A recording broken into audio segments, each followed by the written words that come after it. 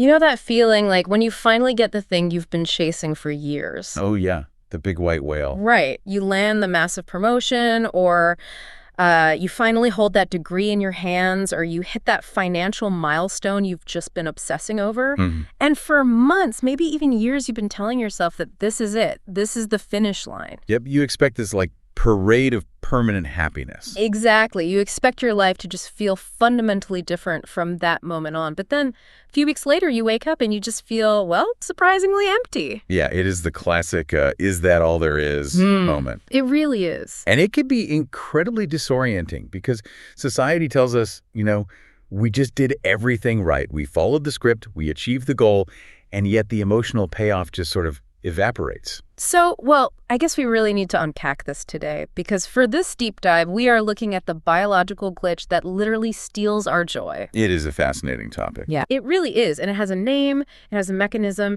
And what's really cool is we are going to look at how ancient Stoics, Japanese artisans, and Islamic theology all figured out how to solve this exact problem centuries before modern psychology even had a term for it. Yeah. To understand the cure, we really first have to understand the disease. Right. Let's get into the sources.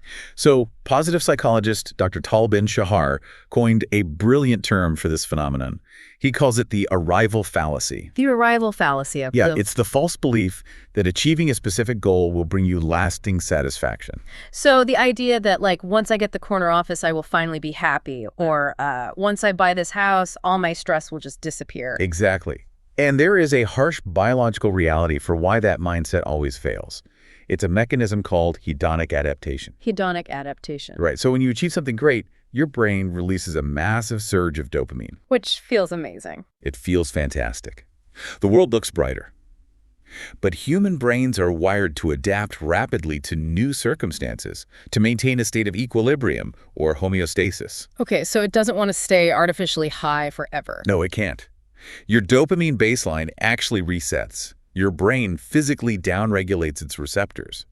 So that incredible high you felt, it chemically normalizes. Wow. So my own brain is actively working against me enjoying my accomplishments. I mean, that just seems like a terrible evolutionary design. I know, from a modern perspective, it feels terrible. But from an evolutionary standpoint, this was actually crucial for our survival. Wait, really? How? Well, think about our ancestors. If they, killed a mammoth, feasted, and felt permanently satisfied with that one single success. Oh, I see. They would just sit in a cave and starve the next month. Exactly. They wouldn't have any drive to go hunt again. The fading of joy is essentially an evolutionary cattle prod. It keeps us striving, innovating, and, moving forward. So it's like running on a treadmill. You can sprint as fast as you want toward the horizon. You put in all this grueling effort to reach the next speed level, but the scenery around you never actually changes. You're just sweating more. You're just sweating more. But wait, I have to push back here. Sure, go for it. Because if our biology is hardwired to make us dissatisfied, aren't goals just inherently pointless? I mean, why even try to get off the couch if nothing I achieve will make me permanently happy? Yeah, that is the ultimate paradox we have to navigate here. Because goals give our lives direction. They create structure, and they force us to develop new skills. So the goal itself isn't the bad part? No, the danger isn't setting the goal. The danger lies in the expectation of permanent joy. You have to intellectually accept that the excitement will naturally fade after reaching new milestones. Oh, so it's about managing expectations before you even start the race. It's entirely an expectations game, and a really dangerous one. Because if you aren't expecting that joy to fade, you hit the goal, the high wears off, and you assume your life is fundamentally broken. You think, I got the money, I got the title, why am I still sad? What is actually wrong with me? Right, and that internal crisis leads to a sudden loss of motivation, severe burnout, and, well, what the research highlights as one of the saddest outcomes, deeply strained relationships. Oh man, because you put your whole life on hold for this one achievement. Exactly. You ignore your friends, you miss family dinners, all assuming you'll have plenty of time to make it up to them later when you've finally arrived. Yeah, you sacrifice the present on the altar of a future that by definition never actually arrives. That is so bleak, but so true. It really is. Hedonic adaptation creates these relentless cycles of discontent in your personal life. You just keep chasing the next dopamine hit, leaving a trail of neglected relationships and exhausted colleagues behind you. Okay, so if our biology is literally hardwired to make us dissatisfied, we can't just outachieve it. We can't just set bigger goals. No, that just speeds up the treadmill. Right. So we need a loophole. We need to completely redefine what the finish line looks like in the first place. We absolutely do. We have to shift the conversation from what we acquire to who we become. Okay, I like that. Who we become. And there's this University of Oslo research on well-being in our sources that breaks this down beautifully. It contrasts two entirely different psychological engines for happiness. Which are Hedonia and Eudaimonia, right? Exactly. Hedonia and Eudaimonia. Yeah, I was reading through this part of the stack, and I have to say, Hedonia sounds like a really great weekend in Vegas. It does. I mean, it's defined by pleasure, low distress, physical comfort, and just, doing whatever feels good in the moment. It's the raw pursuit of positive emotions. And it definitely has its place in a balanced life. We all need a little Hedonia. But a life built solely on Hedonia is incredibly fragile. Because of the treadmill. Yes, it is highly susceptible to that treadmill effect. Because your dopamine baseline keeps resetting, you need a wilder Vegas trip, a faster car, or a bigger house just to feel the same baseline level of, okay. Right, so you're constantly chasing a moving target. Exactly. Yeah. Now, Eudaimonia operates on a completely different frequency. It is not about seeking pleasure at all. Okay, so what is it about then? If you're not driven by pleasure, what's driving you? It is about pursuing excellence, virtue, and bringing out the absolute best within yourself. It's internal personal growth rather than external accumulation. Okay, so it's inward-facing instead of outward-facing. Exactly. And here is the mechanism that bypasses the arrival fallacy. In Eudaimonia, the positive feelings are just a byproduct of that personal growth. They are not the end goal. Oh, wow. So you aren't doing the hard work to feel happy. You are doing the hard work because it is inherently worthwhile. Right. And a deep, quiet sense of fulfillment just sort of happens to follow. Yes, you are aiming at character, not mood. Aiming at character, not mood. I love that. Because mood fluctuates constantly, but character endures.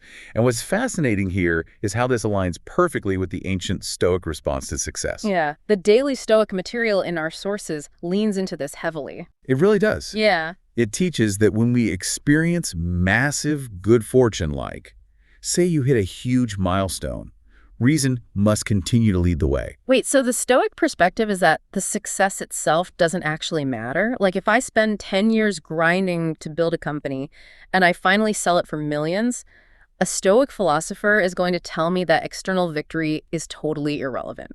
Well, Because I feel like I'd be pretty annoyed by that advice. you definitely wouldn't be the only one. Yeah. But they don't say it's completely irrelevant. They just reframe its purpose. How so? Stoicism has a concept called preferred indifference. Preferred indifference. Right. So they would say it is preferable to be wealthy than poor or healthy than sick, obviously. But true marker of success isn't the external victory itself. Okay. The external milestone is just a testing ground for your internal virtues. Oh, okay. I see where this is going. Can you handle the millions of dollars without becoming arrogant? Can you maintain your work ethic when you don't technically have to work a day in your life anymore? So the money or the title is just a pop quiz from the universe to see what kind of person you actually are. Exactly. A very high-stakes pop quiz. The goal is ensuring that the victory doesn't corrupt your core character. So you maintain your integrity whether you are winning the championship or coming in dead last. You've got it. That reframing takes so much pressure off the outcome itself. It really does. And if we look at this concept on a macro scale, a global historical scale, we see an entire faith system that has built its theology around this exact idea of internal character over external outcome. Yes, the Islamic view of success provides an incredibly robust, centuries-old framework for this exact psychological problem. I found a detail in the sources regarding the Muslim call to prayer, the adhan, that I thought illustrated this perfectly. Oh, yeah. The linguistic distinction there is amazing. It is. So it's called out 5 times a day, and one of the phrases translates to come to success.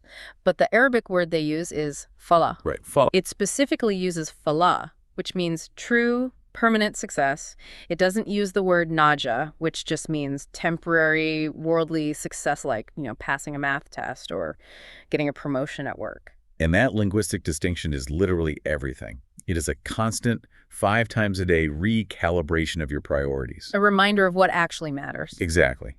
And the theology doesn't shun worldly success at all. Worldly success is referred to as dunya. Dunya, okay. Yeah. And you are actively encouraged to work hard, to provide excellently for your family, and to engage meaningfully with society. So they aren't saying, like, go live in a cave and ignore your career. Not at all. But it is viewed strictly as a bridge. It is a means to an end, leading to eternal success, or akira. So it's not about abandoning the material world. It's about not letting the material world consume your identity. Exactly. True success in this framework requires something called tazkiyah, which translates roughly to the purification of the self. Purification from what?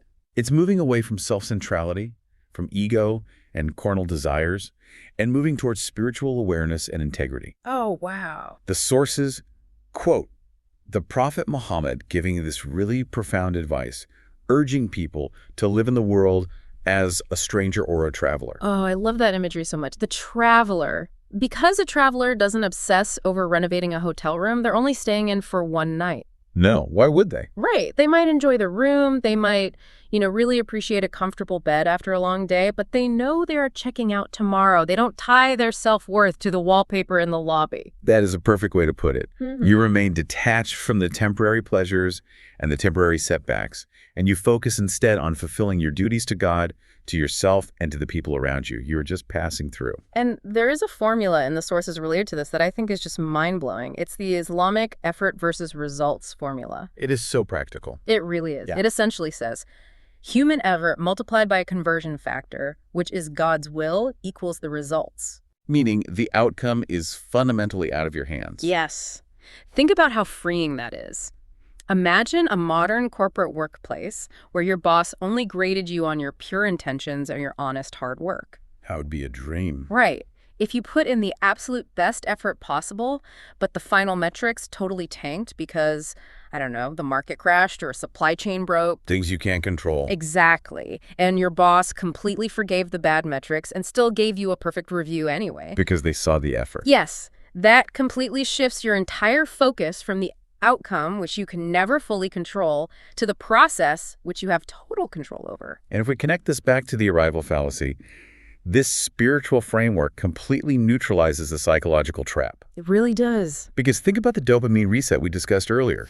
If you deeply believe your ultimate success is judged solely on your effort, your integrity, and your character, then you are no longer accountable for the arrival. You're only accountable for the integrity of the journey. Exactly. The arrival is up to the universe, to God's will, to that conversion factor. Your job is just to walk the path with excellence. It just removes that crushing modern anxiety of needing the external milestone to validate your existence. Yeah, it takes the weight right off your shoulders. Okay, so this is all incredibly profound in theory. We've gone through the psychology of why our dopamine baseline betrays us, the Stoic philosophy of character testing, and the theology of viewing ourselves as travelers. But how do you, the person listening to this right now, actually apply this on a stressful Tuesday morning when your inbox is overflowing, your boss is yelling at you, and you feel nowhere near your life goals? Right, because we need practical architecture for these abstract ideas. Philosophy is totally useless if it doesn't change how you tie your shoes in the morning. Exactly. And our sources point us toward Japan for this practical application, specifically the philosophy of Ikigai. Ikigai, which translates roughly as purpose, or that which makes life worth living. Yeah, but that translation often trips people up in the West. Well, Western psychology tends to demand this one grand, singular North Star purpose.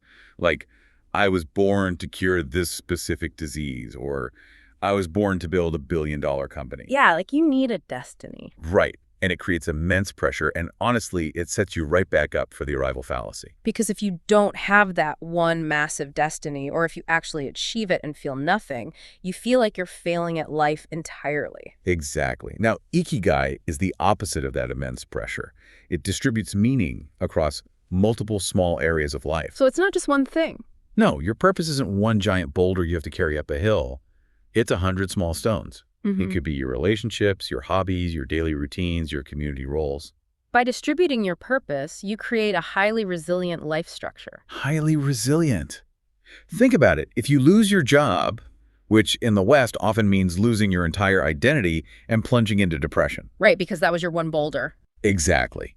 But a person with strong Ikigai still has deep, defining purpose in their garden, their craft, or their role in their neighborhood. Here's where it gets really interesting because the sources have these vivid examples of what this actually looks like in practice. Yes, the examples are great. There's a retired salaryman in Kyoto who wakes up at 5 a.m. every single day to practice traditional archery, Kyudo.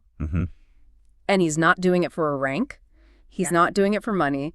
And he isn't trying to win a medal. He does it purely for the intrinsic value of breathing, posture, and the discipline of the release. That is true, Eudaimonia. Right. Or there's a chef in Osaka who has served the exact same lunch menu in a tiny 12-seat restaurant for 35 years. That chef is a living embodiment of the concept. He isn't chasing a Michelin star or trying to launch a global franchise empire. His Ikigai is entwined with the continuity, the stability, and the pursuit of excellence in his craft every single day. He has found joy in the process itself, which completely circumvents hedonic adaptation. He doesn't need a new milestone to feel joy. The joy is in the repetitive mastery. So how do we build that? The sources distilled this down into 3 actionable daily routines to help balance long-term goal setting with daily grounding. How do these actual steps rewire our brains? These 3 quick practices are designed to manually shift your focus away from outcomes and directly onto processes. Okay, let's hear them. The first is a morning intention. Before you check your phone, before the news rushes in and spikes your cortisol, just sit quietly for a moment, put your hands on your heart, and ask yourself, what deserves my best attention today? Notice the wording there, not what do I have to achieve today, but what deserves my attention. That wording is so specific. It immediately takes the pressure off the result. You're committing to the quality of your effort, not the final metric. I love that. Okay, what's the second practice? The second practice is one act of service. This could be incredibly small, sending a genuine thank you message to a colleague, helping a neighbor carry their groceries, or cooking a meal for your family with real, undivided focus. No screens allowed. Oh, this connects perfectly back to the Islamic concept of tazkiyah, right? Fulfilling your rights and duties to others, as well as the community focus of Ikigai. It forces you to get out of your own head. It actively breaks the cycle of self-centrality. When you are focused on serving someone else's needs, you literally do not have the cognitive bandwidth to obsess over your own unreached milestones. That makes so much sense. Okay, and the third practice? The third practice is one step in your craft. Dedicate just a few minutes a day to something you care about doing well, purely for the sake of doing it well. Like what? It could be 10 minutes of playing scales on a piano, writing a single paragraph in a journal, or even just mindfully, carefully sweeping a floor. Wait, sweeping a floor? I mean, I get the piano and the writing, but how does sweeping a floor fight off an existential crisis about the arrival fallacy? Because it trains your brain's reward center to find dopamine in the execution of a task, rather than the completion of it. Oh, okay. If you sweep the floor just to have a clean floor, you are rushing toward an outcome. It's a chore you want it over with. Right. But if you sweep the floor mindfully, focusing on the physical motion, the care of your home, the physical reality of the present moment, you are cultivating that virtue of excellence we talked about. You are practicing Eudaimonia in miniature. Wow. Okay. So you are finding the small joys and recognizing that a purposeful life is mostly made up of these tiny, ordinary moments, not massive billboard achievements. Exactly. And I want to add one more crucial layer to this from the psychology sources. You have to pair these 3 daily steps with daily gratitude reflections. If you want to fight off hedonic adaptation, you have to actively practice gratitude. It is the only proven biological countermeasure we have. Right. So when you hit a milestone, absolutely celebrate it. Throw a party. But don't let it be the only source of your joy. You have to actively reflect on what is already going well in your present moment. The warm cup of coffee, the quiet morning, the text from a friend. If you don't appreciate the baseline of your life, no amount of massive milestones will ever feel like enough. Gratitude is the anchor. It keeps you grounded in the present reality, preventing you from floating away into future anxieties, while your long-term goals give you a compass heading to walk toward. You really need both to function optimally. We have covered a massive amount of ground today. We really have. We started by understanding the psychological trap of the arrival fallacy, how our dopamine baseline betrays us and leaves us feeling empty after big wins. We looked at how to shift our definition of well-being from Hedonia, just endlessly chasing pleasure, to Eudaimonia, pursuing internal excellence in character.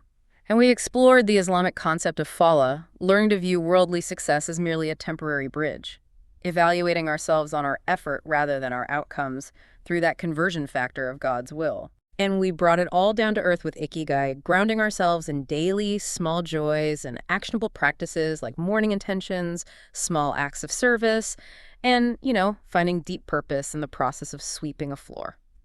So, what does this all mean for you tomorrow morning? I want to leave you with one final thought. We've talked extensively about the Islamic theology viewing us as travelers who are just passing through a temporary world. And earlier we touched on Japan and Ikigai. Yeah.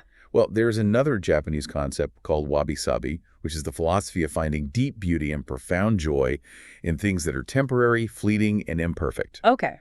If you combine those two ideas, the traveler and wabi-sabi, it raises a really wild question.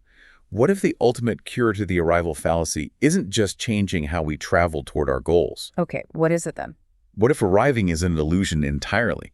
What if success isn't a destination you ever actually reach, but purely the quality of the attention and care you give to this specific step you're taking right now? Oh, wow. There is no finish line. There is only how you walk the path today. Exactly.